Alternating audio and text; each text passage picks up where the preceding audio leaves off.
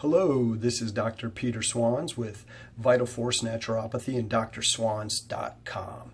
It's good to see everybody again, and thanks for checking out the videos. I wanted to share some ideas that I have about some things that we can do as we're heading into the fall. I'm a little worried about a second wave, and I'll tell you why. Most viruses tend to have a 2-year cycle. Very often, they come on in the winter or spring, and then there'll be a resurgence of infections in the fall in the following winter. So I think it's a possibility that we may experience that with the COVID-19 infection. I am curious if there's going to be a run on toilet paper. That would be weird, right? If we did that again. I have an idea now. This is patent pending.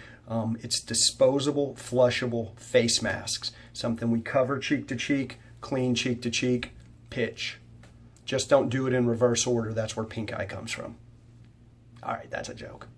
But seriously, I am a little concerned about a second wave. And there's some things that I think we can do to help tonify our immune system and protect us as we move into the winter months. And these are very typical recommendations on par with what I normally recommend for patients just for the regular old cold and flu season. So the first thing is we want to make sure we're taking vitamin D.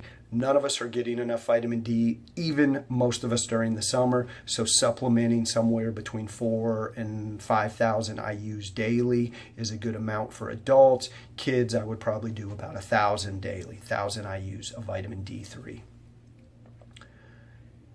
Acetyl cysteine is an amino acid. Cysteine is a precursor for glutathione. Glutathione helps the body detox.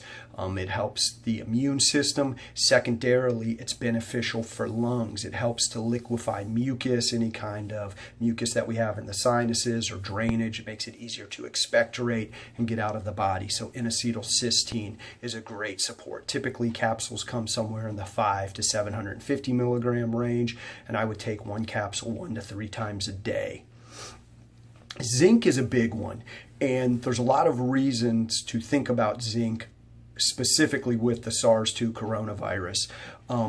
Zinc coupled with the hydroxychloroquine seems to be a very good treatment early when patients are first being diagnosed or coming down symptomatically. And the reason is the hydroxychloroquine is an ion channel opener. It opens up these ion channels in the cell that allows zinc to come in. Zinc then prohibits the viral replication. So that's how that works.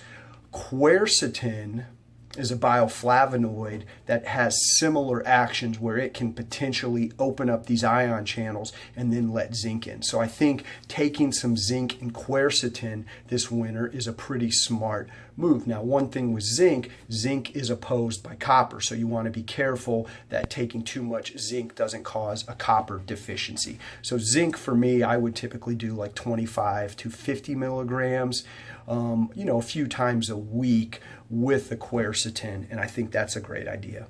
In addition to these supplements, vitamin C is always a great idea. 1,000 milligrams a few times a day. We can take vitamin C to bowel tolerance, and what that means is if we take too much vitamin C, you get it in your stomach, the body's not able to absorb and utilize it, and what will happen is you'll get loose bowel movements. It's called osmotic diarrhea. Water is pulled into the gut to help balance out all that vitamin C you can't absorb, and then that gets flushed out of the body. So that's when we say take vitamin C to bowel tolerance, that's what we're talking about. Normally our bowel tolerance is lower when we're not sick, and then when we get sick, our body's able to handle more. So for most people, 1,000 milligrams of vitamin C 2 or 3 times a day is just a good amount that's not going to cause loose stools and just help keep the vitamin C levels up.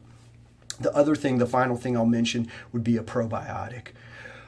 Our gut flora is such a huge part of our body's defense systems, right? Most of the things we get exposed to are coming in through our oral passage or our respiratory passages. We're either breathing them in or we're swallowing them in. So making sure we have a good balance of gut bacteria goes a long way for strengthening the immune system, and there's studies that have demonstrated that probiotics can help with the immune system, and that's why. So supplementing with a good quality probiotic, getting somewhere in the 10 to 20 billion range is a really adequate dose, I think, for most people. If you have a lot of severe GI stuff, you might want to start with a higher dose in the 40 to 50 billion range. So those are my basic recommendations for just supplemental support as we're heading into the winter. It's starting to feel like fall. I love this time of year.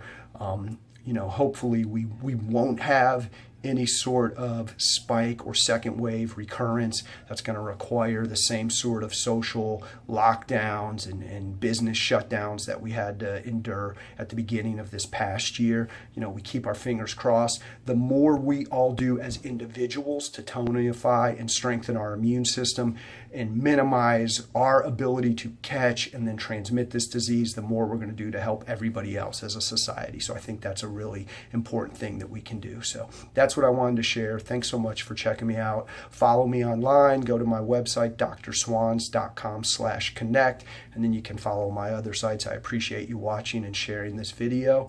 Until next time, my friends, peace, love, and health always. Thanks so much.